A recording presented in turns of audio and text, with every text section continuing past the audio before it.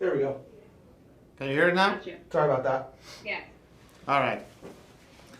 So yeah, like I was saying, we got to play together on Sunday, which was really nice. Obviously, we're good friends. So, and he played amazing. So I was definitely cheering him on hard on the back nine to to see if you could get the victory.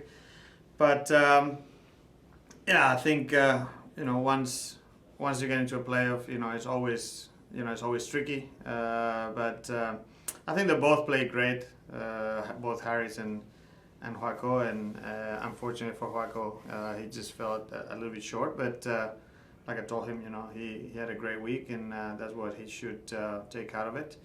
And on my behalf, I had a decent week, and we really enjoyed it together on Sunday. So it's the least I could do to stay and kind of cheer him on a little bit. And unfortunately, it didn't work out. But, it was good.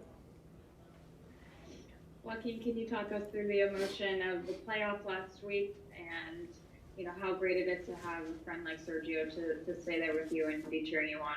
Yeah, it was a lot of fun. It was the first time I think we played together in a competitive round. So well, we got a lot of competitive rounds on the practice round, but this one was different. But yeah, it was a lot of fun playing with Sergio, especially like he was saying, he was cheering me up on the back nine, which it was amazing. And also it was really nice to see him waiting for me. We were waiting for an hour for Harris to him for finish and see if I made it to the playoff. And he was there waiting for me and then cheering me up on the playoff. So it was nice to see him on the side, and yeah, it was a lot of fun, but unfortunately it was a little bit short to the victory. But yeah, it was fun. Well, it was fun to watch for sure. And now this week we're here at the Sony Open, and you've each played here before, but Sergio, it's been since 2003. Joaquin, you've been here one time in 2020. Can you each just talk about your excitement to be back here in Honolulu? And Sergio, we can start off with you. Yeah, no, I'm excited about it. I didn't know it was that long. I thought it was maybe 2006, but yeah, even longer. So there's definitely been some changes to the course from what I remember when I played it here last. Course looks great. It's in very good shape.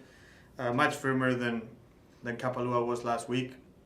So you have to take that into a little bit of an account. The ball is really rolling a lot more than it did there. But it's great. We actually get to play together the first two rounds again. So that's gonna be fun. We've gone from not playing tournament rounds together to playing three in a row. So hopefully we'll both have another good week and contend up there like we did last week. And your thoughts, Joaquin?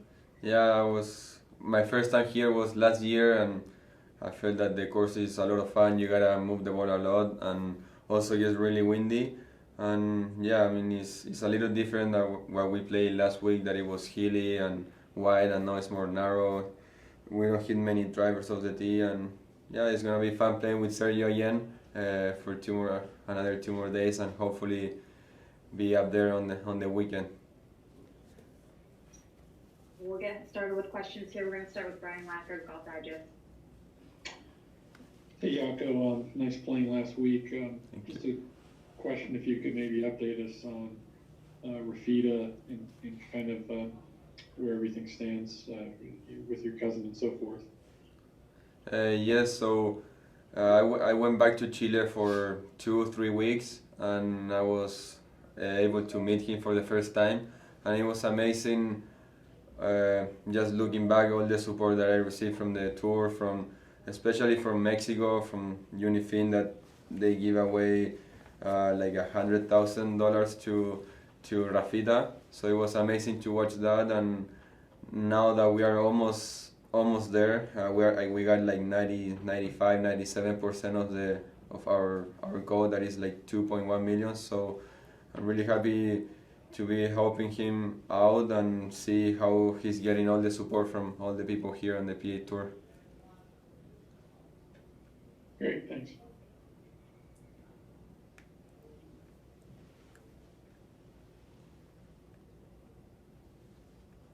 All right, we'll go to Ben Everett with PGTour.com. Thanks, hey guys. Can you, Jaco, talk to the fact that Sergio is acting like sort of a mentor? I mean, it's an interesting scenario playing a final round last 9 holes and have someone of his caliber sort of almost be right there in your back pocket, rather, even though he's still in the competition himself, sort of cheering you on. What's it like to have someone of his stature in your corner?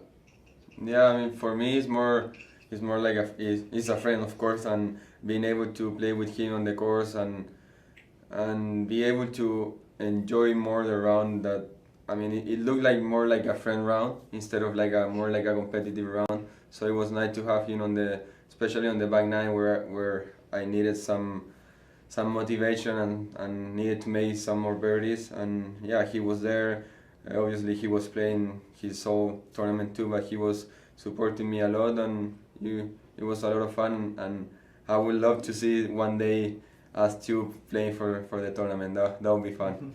And Sergio, to that point, like, at what point did you feel you sort of almost switched over half to like, okay, it might not be my week, but he's got a great opportunity here, and I want to sort of help him out? Well, I mean, towards the end of the front nine, I think he shot 6 under on the front, and I was 1 under. So I knew that to start with, it was going to be difficult for me. I knew that I probably had to shoot at least 10 under par or something like that to have a chance. So obviously I needed everything to go perfectly right.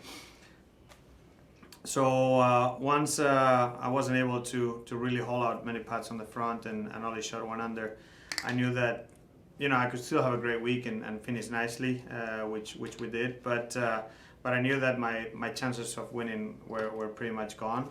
But his weren't. He was up there. He was playing well. He was rolling some good putts in here and there. So I knew that he was gonna have a chance, and it was great for me to have the possibility of being there. Seeing everything happen firsthand to a friend of mine, and trying to wish him or push him hard to get his second win. So that was obviously fun, and it was nice to be a part of it and be watching and kind of cheering him on a little bit. It was very, very close, but like I said earlier, it was a great week, and he's got to take all the positives from that week, which were a lot. What makes him a good friend? Well, I mean, he's good fun.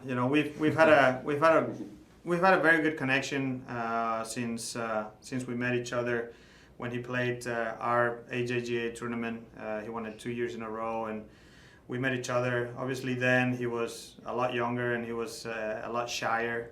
But he's definitely loosened up. He's definitely we built a good relationship, and everyone knows it. I love to have friends and make friends on tour, and that doesn't mean that when we're playing, I'm not trying to play well or beat him. Or of course, I'm trying to beat everyone, and that includes him. But I want to play better than him. I don't want him to do badly. I want him to do well. I want myself to do better. So that's the way I always look at it. And at the end of the day, I feel like when you stop playing golf, it's people start going away, and only if you've made good friends, then you have people around you. So I think it's important. Maybe it's more important to have 5 or 6 really good friends that you can make on tour than maybe not having them and then winning a couple extra tournaments. So I would definitely take a few good friends in my pocket before I give them away for a couple tournaments. Great, thanks. And Jaco, if you could just run us through, what are your goals, both short and long term? Short and long term. Of course, like every golfer, I always wish to someday become #1 in the world. But yeah, I mean, I gotta start from little. I gotta start winning tournaments and hopefully a major too.